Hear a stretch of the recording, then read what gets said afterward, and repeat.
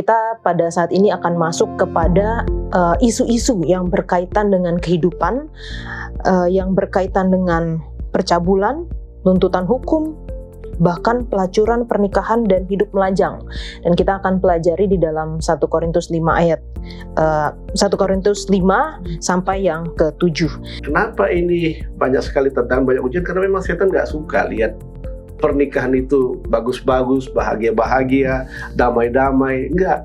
Ingat, serangan ini bukan datang dari manusianya saja, tetapi dari luar kuasa manusia, kuasa supranatural, yaitu iblis. Dan iblis ini juga menggunakan agen-agen manusia untuk menggoda, mencobai, sama seperti dia menggunakan ular untuk menipu Hawa. Kemudian Hawa mengambil buah itu dan memberikan kepada suaminya.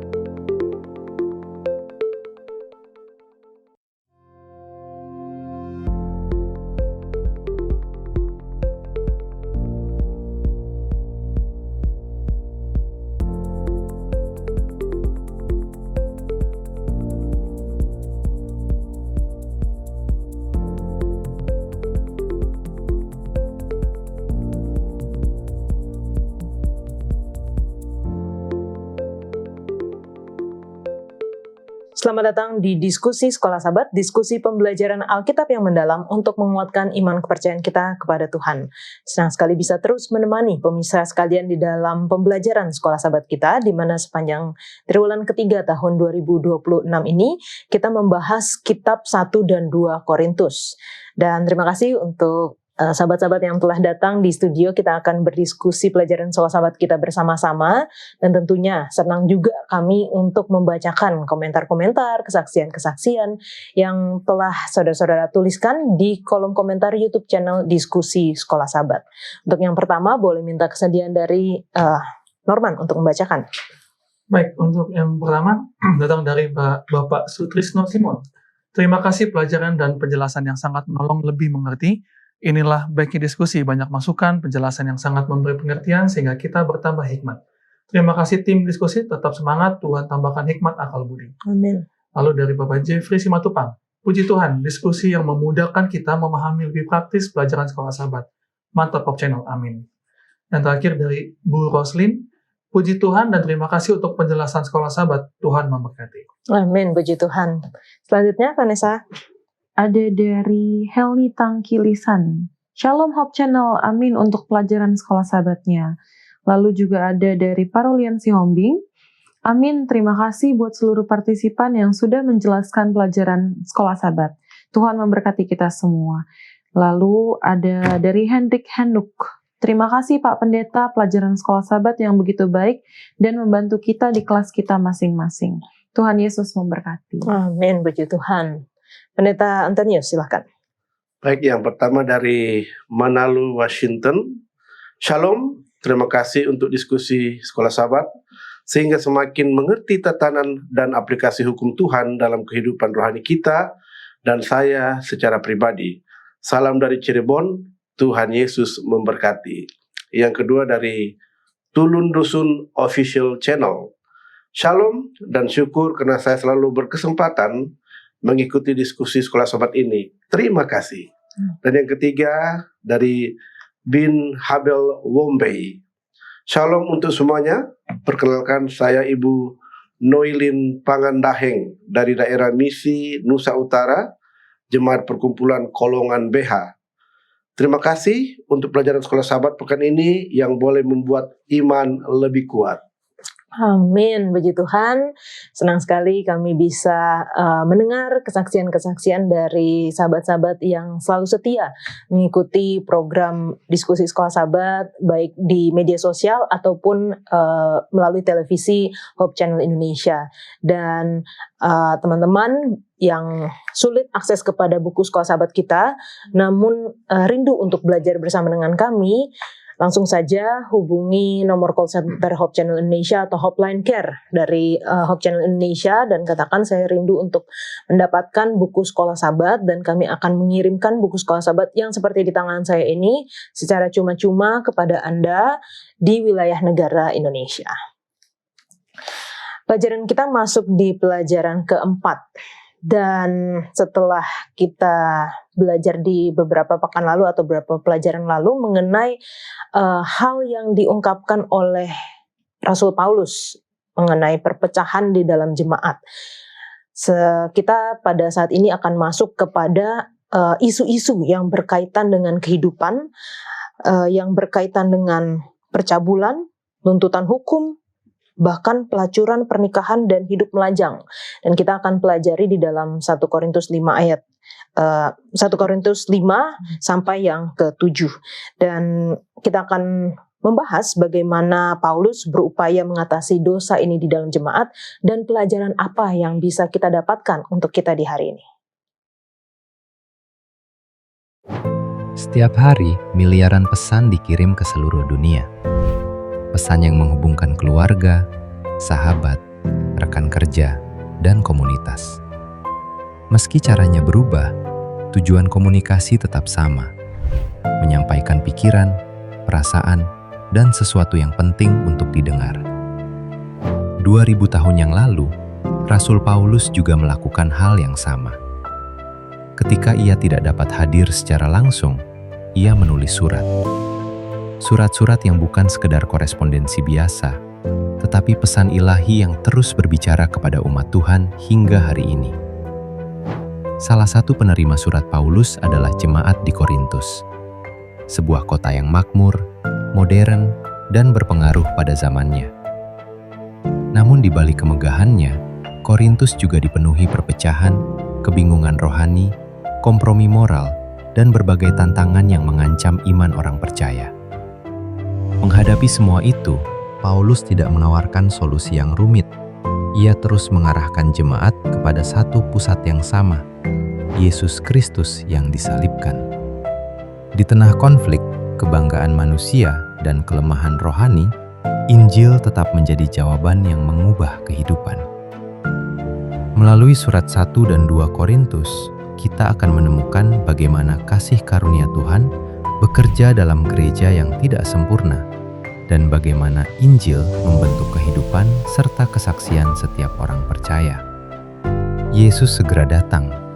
Tuhan memanggil umatnya untuk hidup lebih bersatu di dalam Kristus, dipenuhi oleh Roh Kudus, menggunakan karunia-karunia rohani dengan setia, dan bertumbuh dalam kasih, pelayanan, serta misinya.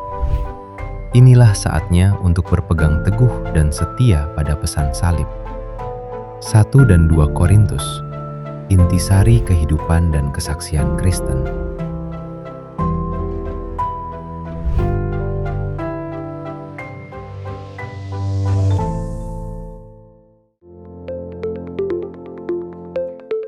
Pelajaran keempat dengan judul Dosa di dalam Jemaat, ayat hafalannya terdapat di dalam 1 Korintus 6 ayat 19 dan 20. Atau tidak tahukah kamu bahwa tubuhmu adalah bait Roh Kudus yang diam di dalam kamu, Roh Kudus yang kamu peroleh dari Allah, dan bahwa kamu bukan milik kamu sendiri. Sebab kamu telah dibeli dan harganya telah lunas dibayar, karena itu muliakanlah Allah dengan tubuhmu. Kita akan memulai diskusi kita dengan doa dibawakan oleh Norman. Kita berdoa. Allah Bapa yang bertata dalam kerajaan surga, kami berterima kasih, Tuhan boleh memimpin kami, Tuhan boleh bersama dengan kami, kami boleh merasakan berkat-berkat Tuhan Bapa. Pada saat ini, baik hamba Mukayola, Vanessa, hamba dan juga pendeta Antonius yang akan memimpin jalannya diskusi sekolah sahabat ini, kiranya Tuhan boleh berkati masing-masing kami, agar kami boleh berkata sesuai dengan kehendak Tuhan, sehingga dari diskusi sekolah sahabat ini kami boleh lebih dekat kepada Tuhan dan membawa orang lain juga terlebih yang menonton untuk boleh juga lebih dekat kepada Tuhan. Pimpin kami sepanjang hari dalam segala kegiatan kami, dalam nama Yesus kami berdoa. Amin. Amin. Terima kasih. Berbicara mengenai dosa di dalam jemaat, kira-kira nih, apa sih dosa yang saat ini bukan di dalam jemaat secara spesifik ya, tapi dosa yang saat ini sudah dianggap kayak udah biasa aja gitu. Dari Vanessa duluan deh. Dosa melanggar hukum kesehatan kali ya Kak ya. Oke. Paling umum. Banyak kompromi. Oke, betul-betul. Jadi kalau misalnya kayak nggak minum kopi tapi minum soft drink gitu ya. Padahal sama aja, lebih bahaya malah. Kalau dari Norman? Dosa mencuri. Mencuri? Udah biasa banget gitu? Bukan mencuri secara ini, tapi maksudnya kayak entah itu kalau lagi berkuliah terus atau sekolah gitu kan, nyontek itu kan mencuri. Lalu ngambil kredit yang bukan miliknya itu kan juga mencuri. Jadi ya kayaknya sudah jadi rasanya jadi tanda kutip umum gitu ya, untuk boleh steal kredit dari orang, untuk pakai software bajakan. Iya, software bajakan juga termasuk mencuri. Oke. Pendeta? Iya, kalau dari saya mungkin ini ya KKN ya. Ya walaupun memang KKN itu lebih kepada yang tidak kelihatan ya, bukan perdata dan apa satunya? Pidana. Itu lebih ke perdata ya, bukan pidana. Tapi memang hal itu pun sering terjadi. Dan karena sudah terlalu mungkin dibiasakan sehingga tidak berasa lagi bahwa itu dosa. Oke, terima kasih untuk jawaban-jawabannya nih. Memang banyak sekali ya pelanggaran-pelanggaran yang sekarang kayaknya dianggap udah biasa aja gitu. Bahkan kalau kita dalami itu sebenarnya dosa, tapi sepertinya dianggap sudah kayak nggak dosa lagi gitu. Nah, apa yang akan kita bahas di dalam 1 Korintus tadi mulai dari pasal 5 sampai pasal 7 itu bukan kemungkinan, maksudnya yang kita akan bahas lebih banyak hal-hal yang sehubungan dengan masalah seksualitas. Sebenarnya apa sih situasi yang terjadi di dalam jemaat Korintus kalau kita bisa baca atau pelajari dari pasal yang 5? Norman. Iya, sebenarnya ini pasal 5 ini kaget ya, karena ada masalah lah percabulan dalam jemaat ini, di mana seorang anak melakukan hubungan terlarang dengan ibu tirinya. Jadi akhirnya Paulus mungkin dirasa dia kesal, jadi masalah ini yang diangkat sama dia, masalah percabulan, lalu masalah penghakiman dan lain-lain. Tapi yang jadi fokus adalah jemaat ini, sepertinya jemaat Korintus pada saat itu menganggap bahwa ya udahlah biasa aja. Padahal Paulus menunggu keras itu, dia bilang ini dosa ini nggak bisa dibiarkan begini aja. Jangan kamu anggap dia tanda kutip bisa bisa lolos dari hukuman gitu. Oke. Kalau dari Vanessa? Iya, seperti yang tadi Norman sudah katakan ya, sebenarnya tidak ada yang baru di bawah matahari. Ternyata dosa yang sekarang juga terjadi, percabulan yang difokuskan di sini, sudah terjadi juga di zaman jemaat Korintus. Dan padahal di situ Rasul Paulus langsung berhubungan sama mereka secara intens, tapi masih bisa-bisanya mereka melakukan dosa semacam itu gitu. Dan tapi bukan jadinya karena kita lihat emang udah dari dulu kok, berarti memang normal juga sekarang, bukan begitu. Justru ini adalah mengingatkan kita kalau tidak pernah dibenarkan bahkan dari zaman dulu pun. Oke. Pendeta. Iya, jadi ini berbicara iman dan praktik ya. Iya. Memang sebenarnya hubungan intim ini pada mulanya Tuhan hanya khususkan untuk pasangan suami istri. Ya, namun makin kemari ketika manusia sudah larut jatuh di dalam dosa, hubungan ini kemudian ada penyimpangan. Ya, seperti yang sering kita pelajari di sini, seorang anak bisa melakukan hubungan itu dengan istri ayahnya ya, yang disebutkan di situ. Nah, ingat bahwa hubungan ini terjadi bukan hanya dari satu pihak ya, tapi dari dua belah pihak. Artinya siapa yang tergoda dan siapa yang menggoda ya tidak dijelaskan di sini. Tapi dua-duanya melakukan itu. Berarti memang saya kurang mengerti juga apakah ini sudah menjadi kebiasaan di situ. Tapi yang disebutkan di pelajaran kita bahkan di Alkitab bahwa ketika melakukan ini jemaat tidak turun tangan, tidak memberikan teguran, dan terlebih mereka bangga dengan hal itu. Ini satu hal yang menurut saya kondisi iman mereka ini lagi tidak baik. Sedang tidak baik-baik saja kondisi iman mereka. Dan sebenarnya mereka bukannya tidak tahu bahwa itu dosa. Mereka tahu, tapi mungkin karena bukan hanya jemaat Korintus, tetapi orang-orang yang ada di sekitar jemaat Korintus atau di kota Korintus itu sendiri melakukan hal yang seperti ini dan dianggap biasa. Atau mungkin kita bisa katakan sudah membudaya kali. Ya, tapi itulah kenapa firman ini, Injil ini datang untuk dapat memberikan kita pengetahuan mana yang dosa, mana yang tidak dosa, dan mana yang meskipun kebudayaan atau kebiasaan tapi tetap dosa. Nah, inilah yang mungkin disampaikan oleh Rasul Paulus di sini untuk bukan hanya menyampaikan kabar berita, tetapi juga menegur kesalahan dari jemaat di Korintus. Oke, terima kasih pendeta. Nah, kalau kita lihat memang dalam ceritanya Paulus mengecam keras gitu terhadap perbuatan yang kalau di sini di pelajaran sekolah sahabat kita disebutkan incest gitu ya. Dan kita tahu bahwa bagi yang melakukan dosa ya biasanya memang akan dijauhkan supaya tidak kena gitu sama yang lain. Tapi ada juga panggilan bahkan di zaman sekarang untuk kita bisa menerima gitu. Jadi ya artinya harus dirangkul lah katanya kan. Di mana nih batasannya antara kita menerima dan mengasihi orang berdosa tapi tanpa mentoleransi dosa mereka. Narwan. Iya, sebenarnya ini agak sulit karena biasanya kalau kita sudah lihat bahwa ini orang bermasalah atau mungkin ini orang yang menurut kita tidak patut gitu ya, rasanya sekarang aja langsung cut hubungan gitu, kayak udahlah bodo amat dengan mereka gitu. Cuman waktu kemarin itu kalau nggak salah, beberapa hari lalu ini lagi baca-baca gitu, terus ada satu yang menurut saya sih cukup jadi bahan pemikiran gitu ya. Yang kita benci kan dosanya bukan orangnya.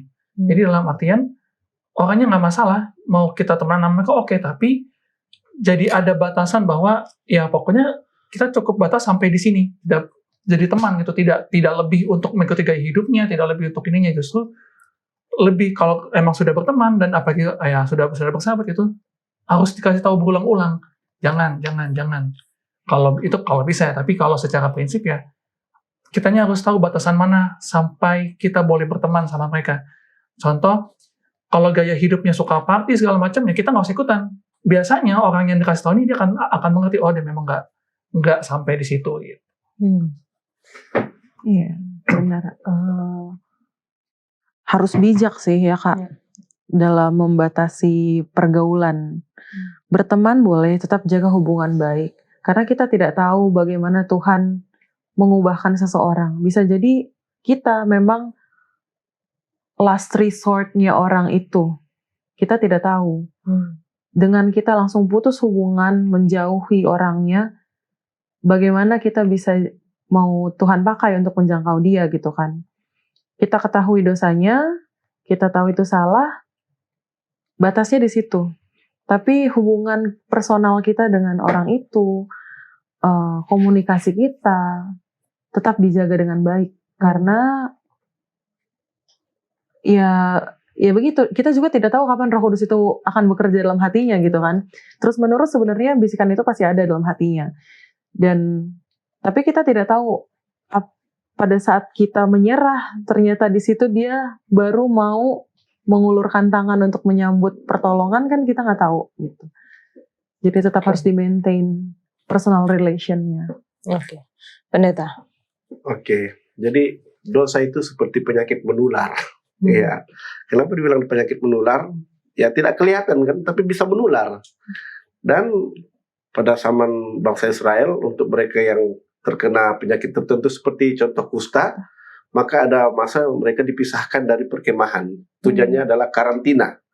Dan itu untuk beberapa waktu, sehingga kemudian dia dinyatakan sudah pulih, baru dikembalikan kepada komunitas di dalam perkemahan. Jadi poin yang mau disampaikan oleh Rasul Paulus di sini, orang seperti itu bukan juga harus dijauhi, tetapi kalaupun memang mau dikarantina, dalam artian dipisahkan dari jemaat, tetap ada perhatian khusus, dan mereka yang memberikan perhatian adalah mereka yang tahu batasan-batasan, tahu norma-norma, dan memang tujuan dia datang itu untuk memberikan pemulihan. Iya, makanya kalau ini contoh aja ya, kalau ada seseorang yang mungkin didisiplin, ketika dia didisiplin, dikeluarkan dari gereja, orang itu tidak dijauhi, tetapi malah diberikan perhatian khusus. Nah, perhatian khusus ini tujuannya untuk memberikan pemulihan, atau paling tidak menyadarkan yang bersangkutan ini bahwa memang dia sedang sakit dan butuh pertolongan. Ya seperti itu kira-kira menurut saya. Oke, terima kasih pendeta. Itu sudah masuk kepada praktek di dalam jemaat ya, Ya. yang biasa dilakukan di dalam jemaat. Nah, pertanyaan selanjutnya ini menurut saya cukup menarik gitu, karena biasanya masalah seksualitas itu dianggap pelanggaran yang berat di dalam jemaat dibandingkan dengan dosa-dosa lainnya, sampai ada misalnya tadi yang pendeta sudah katakan didisiplin atau ya diberikan satu konsekuensi lah untuk tidak bisa melayani mungkin, atau dikeluarkan dari keanggotaan jemaat mungkin, walaupun tadi pendeta sudah jelaskan bahwa tetap diberikan perhatian. Tapi kenapa masalah ini dianggapnya lebih besar daripada dosa-dosa lainnya, sedangkan kita tahu bahwa nggak ada tuh namanya dosa besar dan dosa kecil. Apalagi masalah seksualitas itu adalah ranah pribadi lah istilahnya gitu. Norman. Ini sih, kalau dari pandangan pribadi, masalah pernikahan itu kan sesuatu hal yang sakral gitu ya. Tuhan mau dan pernikahan itu seperti yang kita tahu juga, banyak juga kutipannya, pernikahan itu satu lembaga khusus di hadapan Tuhan. Sekarang kalau lembaga khusus ini dirusak dengan masalah seksualitas, maka pernikahan tersebut tidak lagi jadi satu hal yang spesial. Ini yang mau dikasih tahu bahwa mungkin ya sama-sama dosa, tapi masalah seksualitas ini jadi sorotan. Seperti yang Paulus juga bilang di kitab Korintus, kita kan hidup harus sebagaimana Yesus hidup gitu loh. Hukum-hukum Tuhan kita jalankan dengan baik, apalagi masalah seksualitas ini. Jangan sampai karena masalah ini maka lembaga Tuhan selain dari sahabat, yaitu pernikahan, itu tercoreng kekudusannya gitu. Baik lagi ya, tubuhmu adalah bait Allah gitu loh ya, harus dijaga. Kalau tidak bisa mengontrol hawa nafsunya, maka apa yang tersisa dari orang tersebut? Oke. Iya, jadi berhubungan ya, seperti tadi Norman sudah sebutkan, berhubungan dengan ayat inti kita, tubuhmu adalah bait Roh Kudus. Kenapa masalah seksualitas jadi masalah yang seolah momok paling besar dalam jemaat? Hamil di luar nikah, perselingkuhan, incest seperti tadi disebutkan. Karena dosa ini langsung berdampak pada tubuh kita. Langsung tubuh kita yang terkena. Kembali juga, ada lembaga yang tercoreng. Ada lembaga yang Tuhan resmikan yang benar-benar bahkan menggambarkan hubungan kita dengan Allah. Kita pengantin wanitanya, lalu kita berkhianat, kita menyeleweng begitu ya. Jadi sedalam itu memang makna pernikahan, makna pelanggaran pelanggaran seksualitas, masalah seksualitas ini seberat itu memang, karena banyak sekali yang disinggung jadinya, banyak sekali yang dicoreng oleh pelanggaran tersebut. Oke. Dan kalau boleh saya tambahkan juga, menurut pandangan saya pribadi sih ini ya, saya paling nggak bisa mentolerir pelaku pelecehan seksual, baik itu kecil atau besar. Urgensinya apa gitu? Selalu di pikiran saya, urgensinya apa? Orang membunuh untuk bertahan hidup ada. Di renungan pagi beberapa hari yang lalu dibahas tentang orang Advent dalam peperangan ya. Orang membunuh untuk bertahan hidup ada. Orang mencuri untuk bertahan hidup ada. Untuk membela diri gitu. Ada. Tapi kalau sampai melakukan pelecehan seksual, urgensinya apa? Sepenting itukah sampai harus dilakukan? Berarti kan benar-benar manusia tanpa pengendalian diri ya, apalagi dia? Apa yang tersisa dari manusia itu? Sudah sama seperti hewan. Begitu. Wah, luar biasa nih statementnya ya, membuat kita jadi terbuka juga pikirannya. Kalau dari pendeta gimana? Oke, jadi antara kenapa dosa seksual ini lebih dapat perhatian khusus sedangkan dosa-dosa yang lain ya. Jadi kalau menurut saya juga, seperti yang juga disebutkan oleh Brother Norman dan Sister Vanessa ya, bahwa memang lembaga ini sejak awal sudah ditahbiskan, dikuduskan jadi lembaga khusus yang Tuhan sendiri berkati sejak penciptaan. Dan kenapa ini banyak sekali tantangan, banyak ujian? Karena memang setan gak suka lihat pernikahan itu bagus-bagus, bahagia-bahagia, damai-damai. Enggak. Ingat, serangan ini bukan datang dari manusianya saja, tetapi dari luar kuasa manusia, kuasa supranatural, yaitu iblis. Dan iblis ini juga menggunakan agen-agen manusia untuk menggoda, mencobai, sama seperti dia menggunakan ular untuk menipu Hawa. Kemudian Hawa mengambil buah itu dan memberikan kepada suaminya. Jadi poin yang saya mau sampaikan mengenai dosa kecil atau dosa besar ini, memang tidak ada dosa yang kecil di hadapan Tuhan. Dosa tetap dosa, namun penanganannya beda.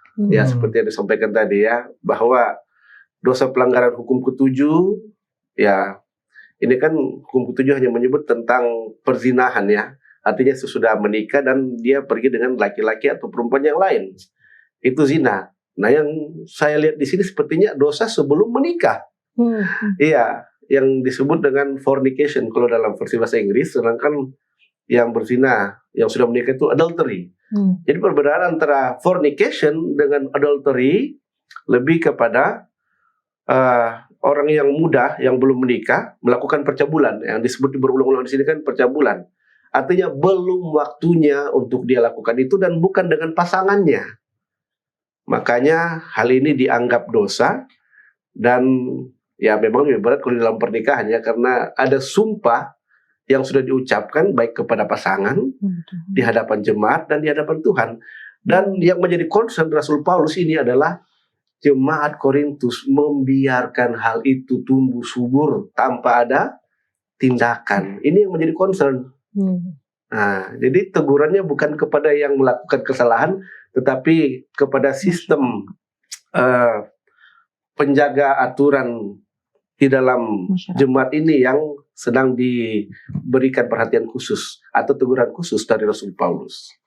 Demikian. Jadi seperti yang pendeta katakan tadi, dosa itu menular karena dan berkembang subur di jemaat Korintus karena memang nggak dipotong gitu ya pendeta ya, nggak dicegah, nggak sesudah terjadi nggak diberitahu kesalahannya, nggak bahkan dibiarkan. Dan pelajaran sekolah sahabat kita katakan bahkan mereka sombong akan kesalahan itu gitu, bangga dengan kesalahan itu. Dan itulah tadi seperti yang pendeta juga sudah jelaskan bagaimana disiplin di dalam jemaat diterapkan untuk memotong dosa itu tidak menular tapi diberikan perhatian khusus. Oke, terima kasih untuk diskusi kita. Jangan kemana-mana karena kita akan lanjutkan setelah yang satu ini.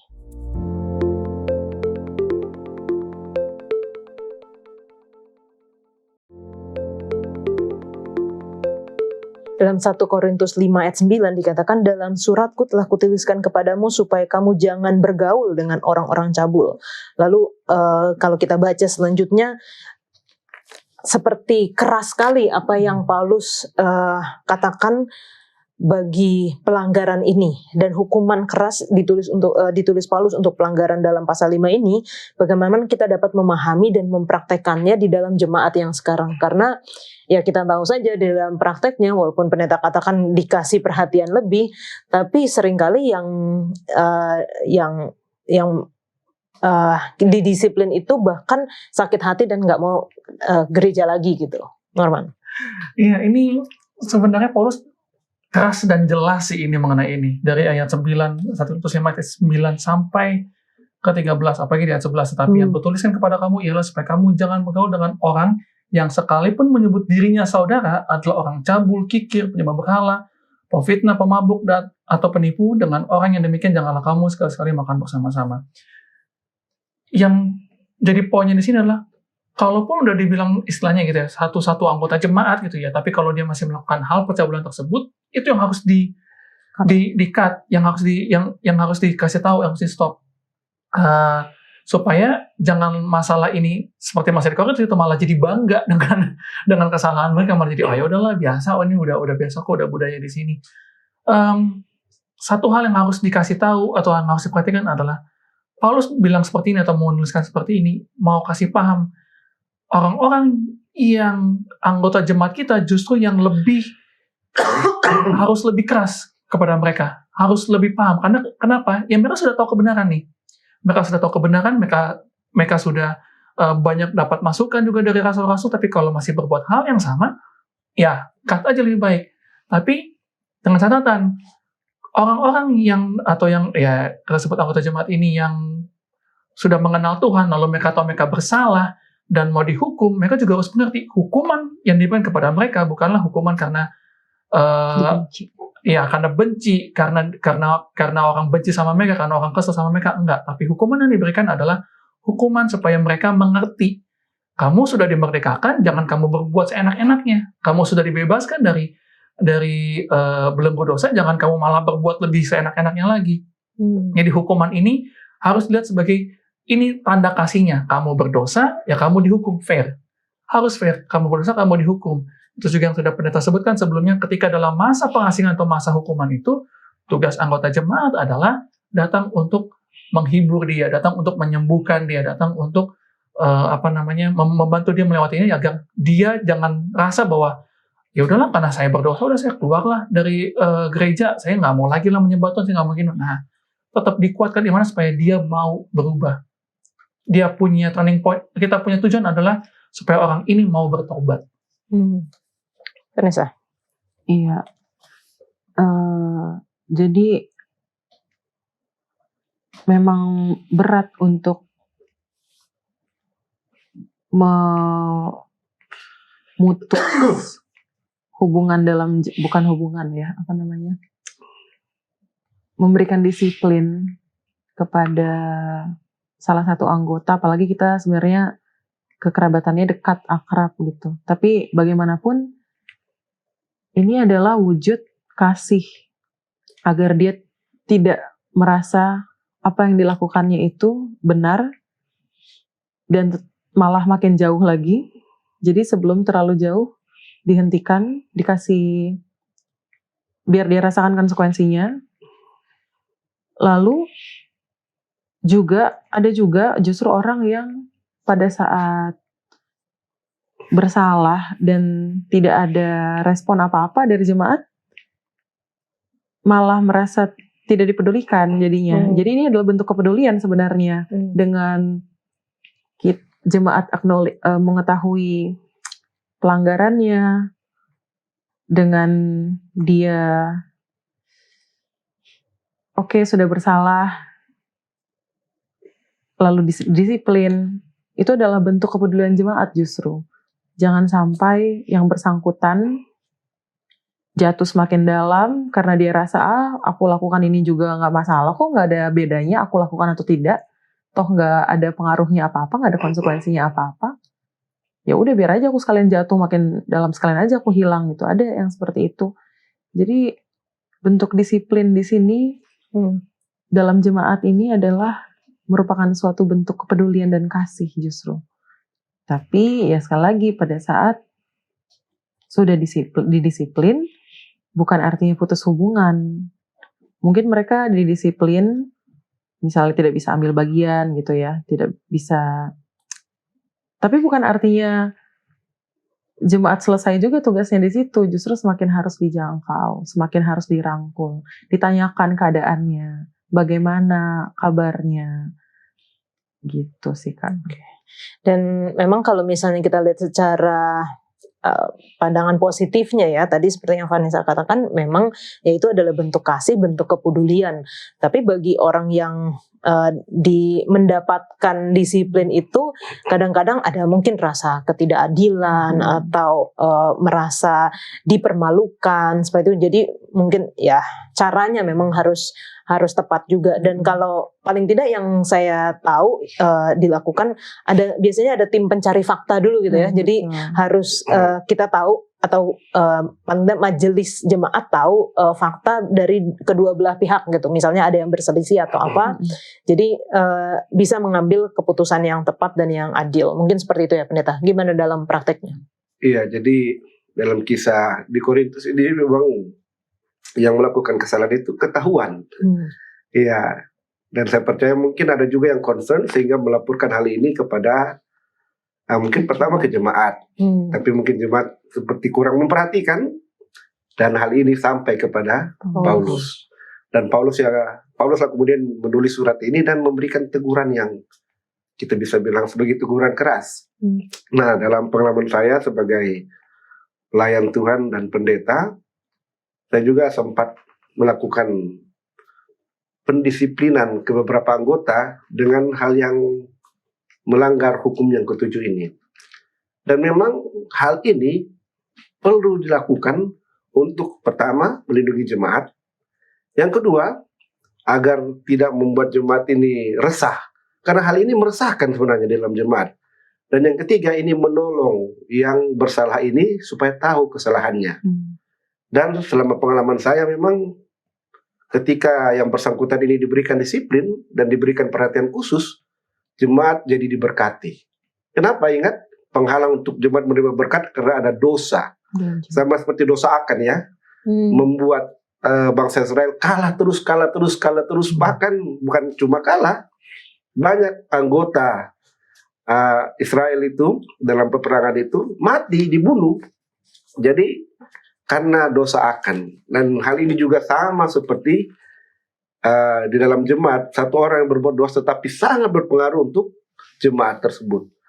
Dan inilah yang kita coba untuk menolong. Dan ya, sepengalaman saya setelah mereka ditolong, mereka bertobat, mereka berubah.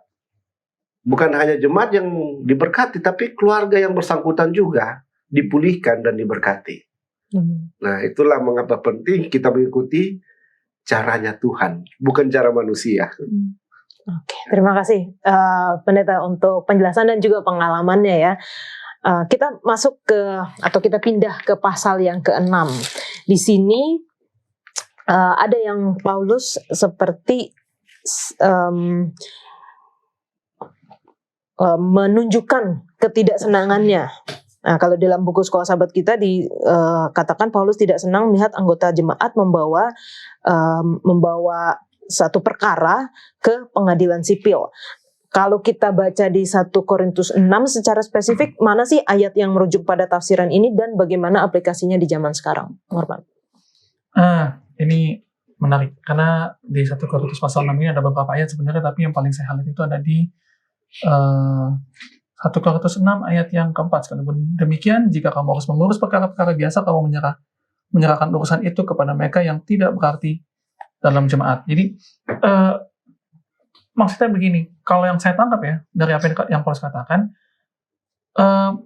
tidak semua hal itu harus diurus oleh pengadilan sipil, karena ini masalahnya adalah hukum moral, bukan hukum sipil pada umumnya. Contoh seperti ini, kalau misalnya saya ada permasalahan di gereja, lalu kita bawa ini ke hukum negara yang belum tentu masuk. Lalu yang kedua, Paulus juga mau kasih penegasan, kalau mau memperkarakan masalah hukum ini, carilah dengan orang-orang berhikmat. Tidak semua, pada saat itu juga konteksnya, tidak semua orang di pengadilan sipil itu bijaksana. Tidak semua orang di pengadilan sipil pada saat itu punya pemahaman hukum atau punya hukum yang meliputi kasus ini. Itu sebabnya kalau menilik sejarahnya gitu ya, di zaman ini, di zaman Paulus pada saat itu, banyak sekali pengadilan-pengadilan yang menetapkan hukum atau memutuskan hukum itu hanya berdasarkan seberapa banyak sokongan yang didapat pada saat itu. Jadi itu kenapa Paulus menghimbau, ya carilah ke orang-orang yang berhikmat. Enggak semuanya dibawa ke ranah sipil. Oke. Ya, jadi lebih ke ini ya, kalau pandangan saya, memang di ayat 1 dan ayat 1-3 sih, benar ya.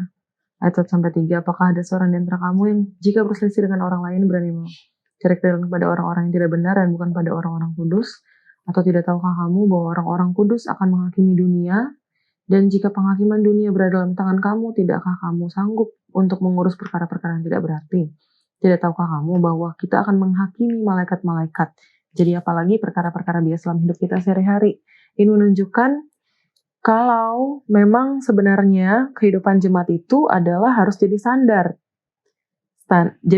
Menjadi standar berdasarkan ya kebenaran yang sudah kita pegang bersama-sama, yang sudah kita yakini bersama-sama, yaitu kebenaran dari Alkitab dan dari Yesus. Nah, pada saat jemaat sudah hidupnya sudah jadi standar sesuai dengan Alkitab, ya untuk apa lagi cari pandangan dari luar, dari sekuler gitu. Karena memang betul pada zaman itu bahkan sampai sekarang ya sebenarnya. Tergantung satu sosial gitu kan. Sementara kalau dalam jemaat kan kita semua sama. Adalah domba-domba Kristus gitu. Jadi seharusnya kalau memang benar gitu ya, jemaat yang benar, sekali lagi jemaat yang benar. Jemaat yang benar yang memakai Alkitab sebagai standar, sebagai panduan, dan hidupnya memang sesuai dengan itu, tidak perlu lagi bawa ke pengadilan sipil. Satu itu, karena memang seharusnya jemaat adalah standar, karena kita mengadili malaikat-malaikat dikatakan di 1 Korintus 6 ayat 3. Dan itu aib sebenarnya. Untuk apa kita bawa keluar gitu. Itu yang Paulus coba katakan di sini. Aib jemaat, ngapain sampai orang luar ketahui? Jadi lebih baiklah memang diselesaikan secara internal juga apa yang permasalahan yang ada di dalam. Jangan sampai terblow up keluar gitu. Ya. Dan pelajaran sekolah sahabat kita juga judulnya melindungi identitas jemaat ya. Jadi maksudnya memang ya walaupun banyak lah pertimbangan-pertimbangan di zaman sekarang kenapa sampai di blow up ke media, sampai ke pengadilan, bahkan hal-hal yang seharusnya bisa diselesaikan di dalam jemaat. Gimana pendeta? Iya, jadi bukan tanpa sebab mengapa Rasul Paulus mengatakan jangan bawa ini karena sipil, karena memang sebenarnya di dalam jemaat itu ada sistem peradilannya sendiri yang sesuai dengan Alkitab. Ya, sistem peradilan itu seperti yang tercatat dalam Matius itu ya 18 yang mengatakan jikalau engkau mendapati saudaramu berbuat dosa, tegurlah dia dengan 4 mata. Setelah ditegur 4 mata tetap dia tidak bertobat, bawa lagi saudara-saudari yang lain untuk memperingatkan dia. Kalau itu pun tidak mempan, baru bawa perihal itu ke jemaat. Setelah dibawa perihal itu ke jemaat dan memang dia tidak mau bertobat, baru kita laksanakan sistem itu tadi, pendisiplinan. Jadi sistem ini jangan dilangkahi. Itu poin yang mau diberitahukan di sini. Jangan belum ada sistem peradilan yang dilakukan sudah langsung dibawa ke sipil. Contoh seperti orang Yahudi ketika mereka mau menyalibkan Yesus, hukum mereka kan tidak cukup kuat untuk melaksanakan penghukuman mati bagi Yesus. Jadi apa yang mereka buat? Mereka bawa ke Pontius Pilatus yang lebih berkuasa untuk menjatuhkan hukuman mati.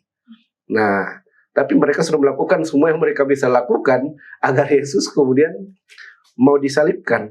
Nah, kembali lagi ke sini, jangan sampai melangkahi sistem peradilan yang sudah ada di jemaat. Saya sebutin sebagai sistem peradilan ya, walaupun jatuhnya ke peraturan jemaat. Ya, dan juga memang itu yang Tuhan Yesus sampaikan harus dilakukan sesuai dengan ajaran yang dia sampaikan kepada murid-muridnya di dalam kitab Matius tadi. Oke, terima kasih penjelasannya pendeta. Teman-teman jangan kemana-mana, kita akan kembali lagi setelah yang satu ini.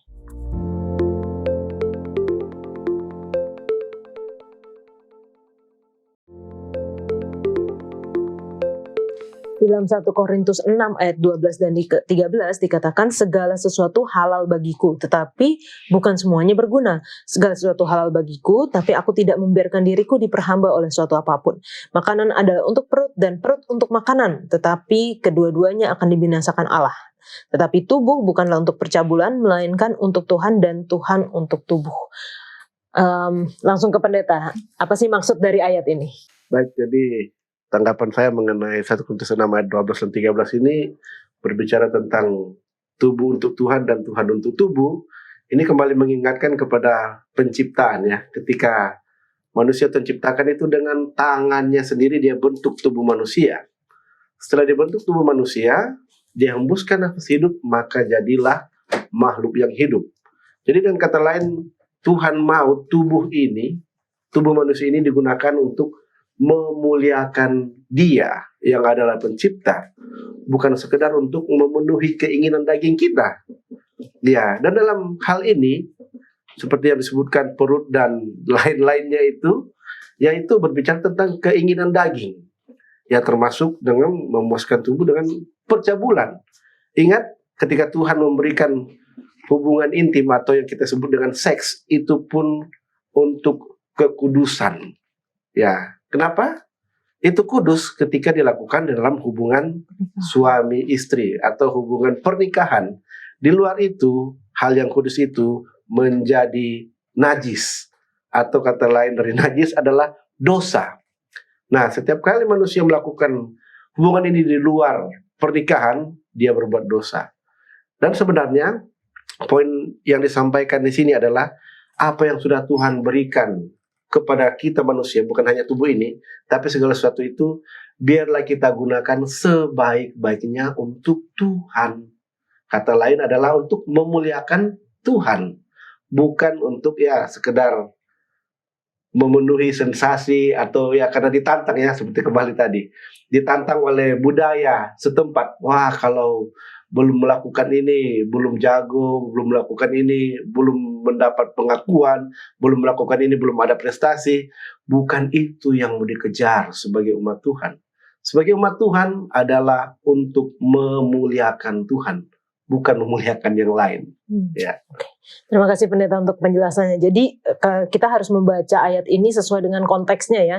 Konteksnya yang sebelumnya kita sudah bahas adalah mengenai percabulan di dalam jemaat. Jadi bukan semata-mata mengenai makanan haram atau halal gitu ya pendeta. Dan kalau teman-teman mau penjelasan yang lebih lengkap tentang ayat ini ada di program Tajam Tanya Jawab Alkitab Malam. Jadi bisa ikuti juga program kami yang lain. Nah, kalau di zaman sekarang yang sudah sangat bebas, ataupun di bagian dunia yang lain di mana budayanya sudah sangat biasa banget gitu, yang namanya selingkuh, nikah cerai, tinggal bersama sebelum menikah dan sebagainya. Ini apa sih yang Alkitab katakan atau ajarkan mengenai penawar terhadap percabulan, Vanessa?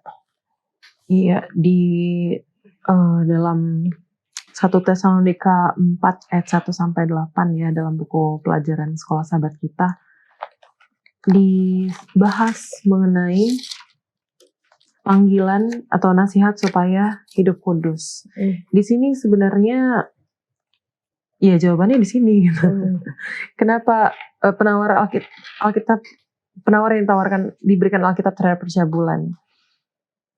Sering kali orang salah menafsirkan kebebasan, kemerdekaan yang diberikan Tuhan kepada kita sebagai kebebasan untuk melakukan apapun yang kita sukai. Balik lagi tadi ke ayat yang 1 Korintus 6 ayat 12 sampai 13. Orang jadi suka-sukanya. Tapi bukan itu sebenarnya yang terjadi. Yang kita terima itu adalah pembebasan dari dosa, bukan pembebasan untuk hidup semau kita. Pembebasan dari dosa justru artinya adalah kita dibenarkan, disucikan, jadi kita punya kesempatan untuk hidup lurus, hidup suci, hidup sesuai dengan kehendak Tuhan. Jadi sangat bertentangan justru dengan kebenaran standar dunia sekarang, di mana tadi cerai nikah jadi biasa, perselingkuhan jadi biasa, tinggal seatap tanpa ikatan pernikahan jadi biasa. Justru jika kita meyakini kalau kita telah dibebaskan dari dosa, ini jadi bertentangan dengan keyakinan itu seharusnya. Jadi kalau memang kembali lagi kepada diri masing-masing, kita harus sadar posisi kita. Kita harus sadar anugerah yang diberikan kepada kita itu bentuknya apa. Pada saat kita meyakini, kita mengetahui bahwa kita sudah dibebaskan dari dosa dan diberikan kesempatan untuk hidup bersama dengan Yesus, seyogianya pasti kita akan justru hidup sebagai anggota dari jemaat Kristus itu. Kita akan menjauhi hal-hal yang membuat kita jauh dari Tuhan. Jangan lagi kita jatuh menjadi hamba dosa, karena kita sudah dibebaskan dari dosa. Pendeta? Ya, kalau dari saya melihat ini dari dua sudut pandang. Yang pertama karena saking biasanya, saking memudayanya itu, sehingga itu tidak dianggap dosa, dan memang perlu edukasi. Edukasinya tentu dalam menyampaikan bahwa firman Tuhan mengatakan ini dosa. Jadi banyak mereka melakukan hal itu karena mereka tidak tahu kalau itu dosa. Iya, itu sudut pandang yang pertama. Sudut pandang yang kedua, mereka sudah tahu itu dosa tapi belum pernah mencoba, jadi dicoba dulu.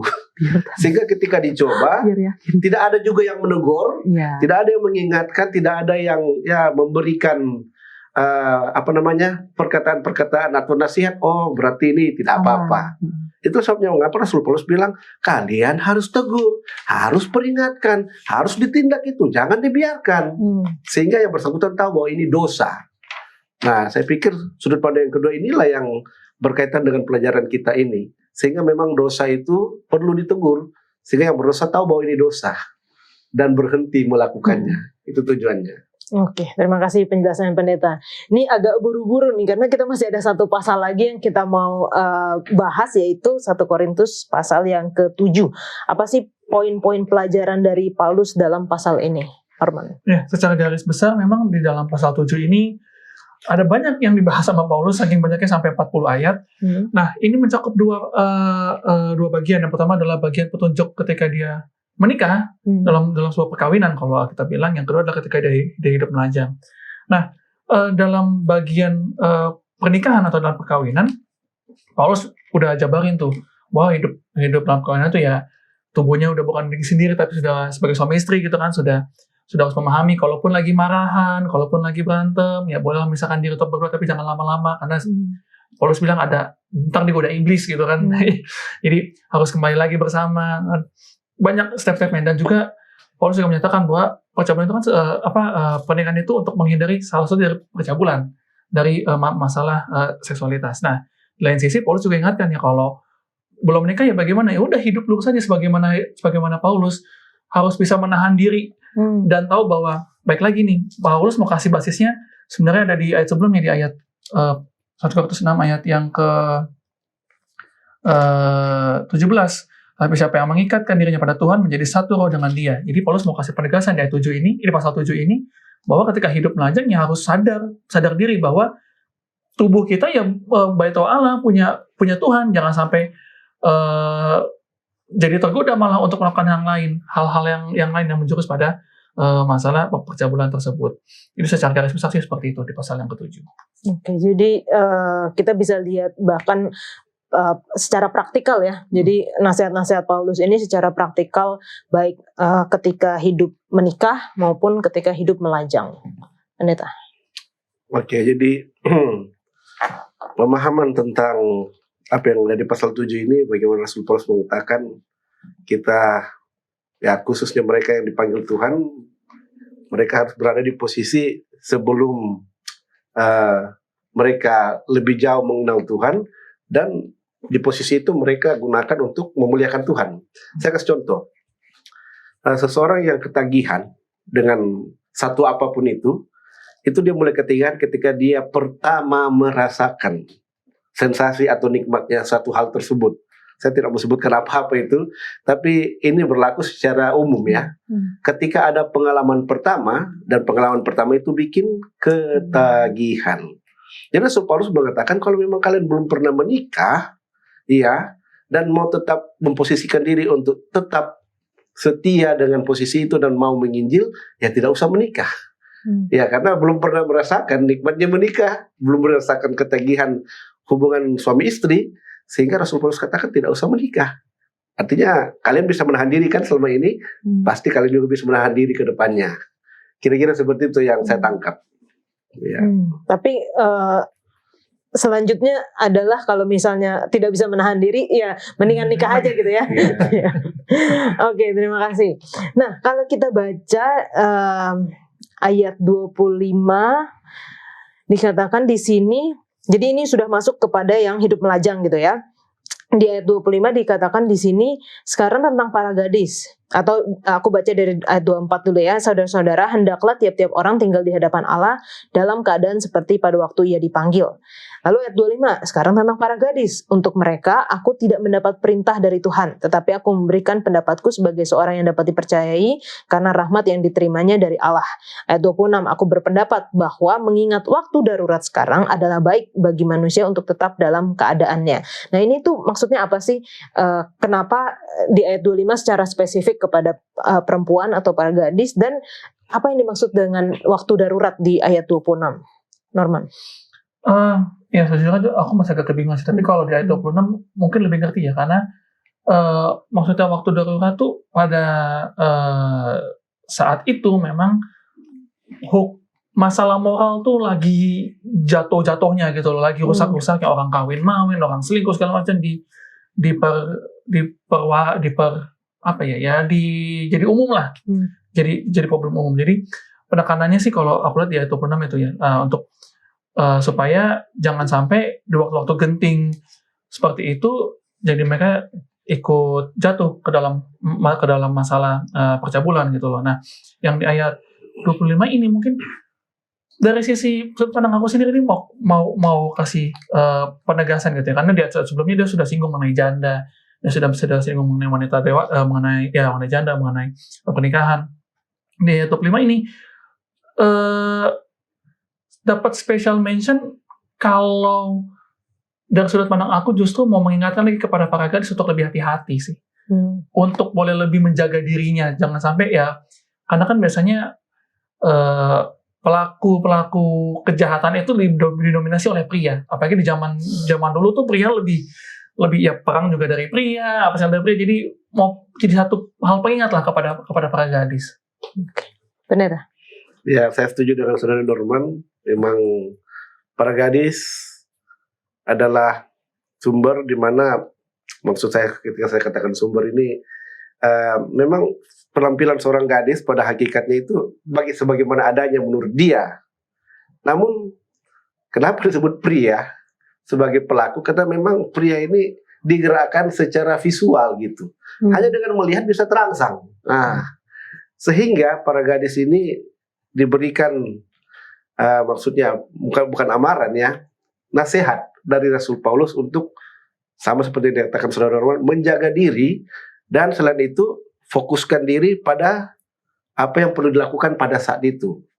Apa itu yang perlu dilakukan? Ya tetap memberitakan Injil dengan kesungguh-sungguhan, karena dalam pemberitaan Injil ini kita tidak perlu dialihkan fokus kita ke hal yang lain. Contoh, kalau misalnya dia sedang melakukan tugas penginjilannya atau tugas pelayanannya dan dia mau menikah, baru pikir nikah saja ini sudah mengalihkan perhatiannya. Belum lagi kalau punya anak, belum lagi kalau sudah hamil dan perlu jaga anak sebagainya, itu akan mengalihkan perhatiannya. Nah, beda kalau memang dia akan menikah dan tetap fokus dan hatinya tidak terbagi ke yang lain, tetap fokus kepada pekerjaan Tuhan. Karena Tuhan katakan, memang berdua lebih baik daripada sendiri ya. Apa artinya? Artinya di dalam bersatu padu untuk melakukan pekerjaan yang lebih luas, di mana satu orang kalau hanya melakukan satu orang lama selesainya, tetapi kalau berdua akan lebih cepat selesai. Jadi itulah yang saya tangkap dari apa yang disampaikan di sini. Oke, dan kita punya saksi, punya buktinya nih sekarang nih, yang menikah dan tetap dalam pelayanan gitu ya. Walaupun saya percayanya lebih banyak pekerjaan yang dilakukan oleh istrinya daripada sama suaminya gitu ya. Sama. Oh sama ya. Oke. Kita bisa berikan kesimpulan atas pelajaran ini, walaupun kayaknya masih banyak banget poin yang kita nggak sempat bahas gitu, nggak sempat sentuh. Tapi apa sih kalau buat teman-teman di sini kesimpulan atau pelajaran yang kita bisa dapatkan dari pelajaran ini, Vanessa? Saya lebih menyoroti ke hukuman itu tadi ya, disiplin. Kasihi orangnya, benci dosanya. Itu sih Kak. Itu. Kasih orangnya, benci dosanya. Dosa bagaimanapun bentuknya tetap dosa. Emang harus kita pandang dengan jijik. Tapi orangnya, bagaimanapun dosanya, Kristus mati untuk dia juga. Jadi tetap dirangkul, tetap dikasihi, tetap dijaga hubungan baik, karena kita tidak tahu bagaimana Tuhan akan pakai kita untuk menjangkau seseorang. Gitu. Dan kita tidak tahu kapan Roh Kudus, kapan hatinya tergerak oleh bisikan Roh Kudus itu. Norman? Ada dua. Yang pertama adalah masalah pengendalian diri. Jelas, kalau sahabat kita pada saat ini menekankan pada pentingnya pengendalian diri. apalagi terhadap masalah seksual. Lalu yang kedua adalah sahabat kita lebih banyak menyinggung kepada respon dari anggota jemaat atau respon dari kita lah. Ya. Jangan pernah mewajarkan segala sesuatunya. Kalau memang dia harus dihukum, maka dihukum. Tapi ada tapinya juga nih. Tapi ya kita tadi Pak Vanessa juga udah bilang, kita sebagai manusia ya bertindaklah dengan kasih juga. Hukuman itu perlu, tapi juga bertindaklah dengan kasih. Jadi masalah pengendalian diri dan juga masalah respon kita sebagai anggota jemaat. Pendeta. Iya, jadi saya teringat dengan apa kata Yesus kepada wanita yang kedapatan berbuat zina. Ketika semua orang itu sudah pergi, Yesus hanya katakan, pergilah dan janganlah berbuat dosa lagi. Jadi Tuhan mau kita mendapat pengampunan, Tuhan mau kita mendapat pemulihan, tapi jangan mengulangi dosa yang sama lagi. Iya. Dan yang kedua yang tidak kalah penting, di dalam jemaat jangan biarkan dosa merajalela tanpa ditegur, tanpa dihukum, dan tanpa mendapat perhatian khusus. Baik, terima kasih Pendeta untuk diskusinya, dan teman-teman juga yang ada di sini. Kalau misalnya masih memiliki pertanyaan sehubungan dengan pelajaran kita, pelajaran keempat ataupun pelajaran triwulan ini, silakan tinggalkan di kolom komentar YouTube channel Diskusi Sekolah Sahabat dan kita akan membahasnya.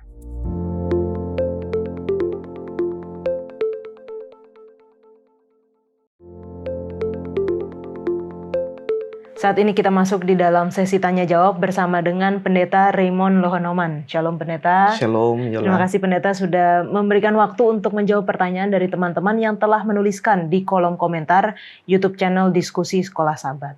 Untuk pertanyaan yang pertama Pendeta, ini ada 2 pertanyaan serupa dari 2 orang, saya akan bacakan. Yang pertama dari Maidin Lakuman. Shalom Diskusi Sekolah Sahabat. Pertanyaan, salib adalah hukuman yang terhina, pada saat yang sama salib juga jalan keselamatan dan penebusan dosa. Kenapa Tuhan harus melalui salib dan hukuman untuk menyelamatkan manusia? Allah ajaib bisa saja menyelamatkan manusia tanpa hukuman hina di salib. Pertanyaan yang serupa datang dari Edi Ramosilaen. Kenapa Yesus harus mati disalibkan?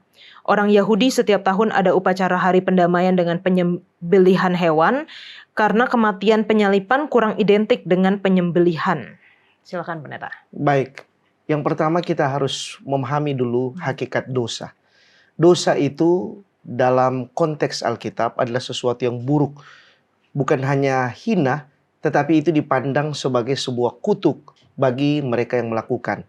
Nah, bila mana seseorang melakukan dosa dan kita anggap itu sebuah hal yang memalukan, maka hukuman bagi pendosa itu berat. Jika kita mengerti akan hal ini, maka kita tahu bahwa melakukan dosa itu adalah perbuatan terkutuk. Di Ulangan pasal 21 ayat 23, mungkin Yolah boleh baca, bagaimana mereka yang dihukum atau mengalami hukuman dijelaskan di dalam ayat itu. Ulangan 21 ayat 23, maka janganlah mayatnya dibiarkan semalam-malaman pada tiang itu, tetapi haruslah engkau menguburkan dia pada hari itu juga, sebab seorang yang digantung terkutuk oleh Allah. Janganlah engkau menajiskan tanah yang diberikan Tuhan Allahmu kepadamu menjadi milik pusakamu. Jadi di ayat itu dijelaskan betapa berat dan sangat mengerikan hukuman bagi seorang yang melakukan dosa. Apalagi jika hukuman itu ditanggung dengan cara seperti itu. Nah, Galatia pasal 3 ayat 13 menjelaskan tentang apa yang dilakukan oleh Yesus memenuhi akan hukuman tersebut. Galatia 3 ayat 13, Kristus telah menebus kita dari kutuk hukum Taurat dengan jalan menjadi kutuk karena kita. Sebab ada tertulis, terkutuklah orang yang digantung pada kayu salib. Jadi 2 ayat ini memberikan penjelasan bahwa ketika seseorang melakukan dosa, maka dia harus mengalami hukuman yang sangat memalukan. Dan untuk hal ini seharusnya manusia mengalaminya, tapi Yesus menggantikan hal itu. Dan Galatia, Paulus menjelaskan bahwa Kristus harus menanggung hukuman seperti ini. Perlu diketahui dalam konteks pemikiran orang Roma zaman dulu, bahwa sengaja hukuman salib itu dibuat sebegitu mengerikan sehingga orang yang mengalaminya bukan hanya merasa harga dirinya diambil, tetapi juga itu menimbulkan efek jerah bagi siapapun yang menyaksikan, bahwa kalau engkau melakukan akan hal ini, betapa memalukan hukuman yang engkau harus tanggung. Nah, sekarang di sini kita harus memahami bahwa seharusnya kita yang harus mengalami hal yang memalukan, tapi Kristus mengambilnya. Kira-kira itu yang boleh saya jelaskan untuk pertanyaan yang pertama tadi. Ya. Terima kasih Pak Pendeta untuk penjelasannya. Jadi memang dosa merupakan satu kekejian ya Pendeta ya, dan itu kutuk. Tapi Tuhan Yesus telah mengambilnya bagi kita. Puji Tuhan. Pertanyaan selanjutnya, Pendeta datang dari Irianto Stewart dan Daniel. Bagaimana kalau dalam suatu jemaat di mana ada keputusan yang telah disepakati bersama, tetapi setelah bubar atau selesai rapat, lalu masih ada yang keberatan terhadap keputusan yang telah disepakati itu, sehingga berusaha mempengaruhi pimpinan agar mengubah keputusan itu. Apakah itu merupakan bibit adanya ketidaksatuan atau adanya perpecahan? Nah, ini menarik ya, karena ini kasus yang mungkin sering terjadi di gereja-gereja. Kita tahu bahwa gereja bukan hanya diisi oleh satu orang. Dan gereja itu oleh karena banyak orang, ada banyak pemikiran di sana. Dalam hal ini bukan hal yang baru. Di zaman Paulus bahkan terjadi perselisihan. Kalau kita baca di dalam 1 Korintus pasal 3, di situ ada keterangan yang Paulus berikan sehubungan dengan masalah perselisihan. Di ayat 3, mungkin Yola boleh baca. Ya. 1 Korintus 3 ayat yang ketiga, karena kamu masih manusia duniawi. Sebab jika di antara kamu ada iri hati dan perselisihan, bukankah hal itu menunjukkan bahwa kamu manusia duniawi dan bahwa kamu hidup secara manusiawi? Oke, jadi artinya ayat ini menunjukkan bahwa seandainya kita dalam satu gereja, seyogianya kita memiliki cara berpikir rohani, di mana segala sesuatu berlandaskan kasih dalam Kristus, kemudian kita saling mengasihi. Namun kalau hal itu tidak ada, maka istilah yang digunakan oleh Paulus berarti ini kita manusia duniawi yang tidak mementingkan persatuan kasih Tuhan. Kita hanya mementingkan kemauan kita. Dan kalau seperti ini ceritanya, maka saya rasa yang perlu dibenahi adalah hal rohani. Sebab saya yakin bahwa setiap orang yang berpusat terhubung dengan Kristus, maka tidak ada keinginan untuk bertikai di dalam satu gereja. Di buku Matius dijelaskan bahwa bila mana ada seseorang atau kita berbeda pendapat, maka kita panggil 4 mata. Kemudian kalau itu tidak terselesaikan, kita panggil lagi saksi yang lain. Kemudian kalaupun itu belum cukup, kita bawa di hadapan jemaat. Tetapi kalaupun itu tidak bisa, maka pilihannya adalah orang itu harus disingkirkan dan dipandang sebagai bukan bagian dari umat Tuhan. Kenapa hal ini penting? Karena kita harus memperbiasakan bahwa kita menjadi umat Tuhan selalu harus terhubung dengan Tuhan. Jadi tidak ada hal di mana tidak bisa diselesaikan. Segala sesuatu bisa diselesaikan. Baik, terima kasih Pendeta untuk penjelasannya. Bagi teman-teman yang masih memiliki pertanyaan sehubungan dengan pelajaran Sekolah Sahabat kita 1 dan 2 Korintus, tinggalkan di kolom komentar YouTube channel Diskusi Sekolah Sahabat dan kita akan membahasnya. Kita kembali ke studio.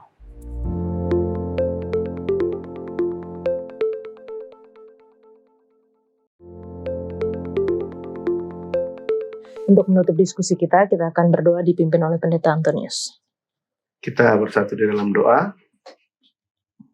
Bapa Surgawi, Tuhan kami, betapa kami bersyukur untuk pelajaran begitu indah yang sudah kami pelajari bersama-sama, mengingatkan kami ya Tuhan, bahwa Tuhan mau agar kami sebagai umat-umat Tuhan di dalam berjemaah, boleh memiliki kehidupan yang kudus, dan jangan membiarkan dosa merajalela tanpa ditegur, tanpa dihukum, atau tanpa diberikan perhatian khusus, agar jemaat-Mu boleh terus menerima berkat-berkat yang daripadamu Tuhan, dan boleh terus menjadi berkat bagi umat-umat Tuhan, terlebih menjadi terang buat saudara kami yang masih berada di dalam kegelapan. Kami berdoa, biarlah kiranya Tuhan berkati semua pemirsa yang menyaksikan tayangan ini, sehingga terang kebenaran yang kami pelajari juga bukan hanya sekedar dipelajari atau didengarkan saja, tetapi dengan pertolongan kuasa Roh Kudus Tuhan juga dapat dihidupkan menjelang kedatangan Tuhan yang tidak lama lagi.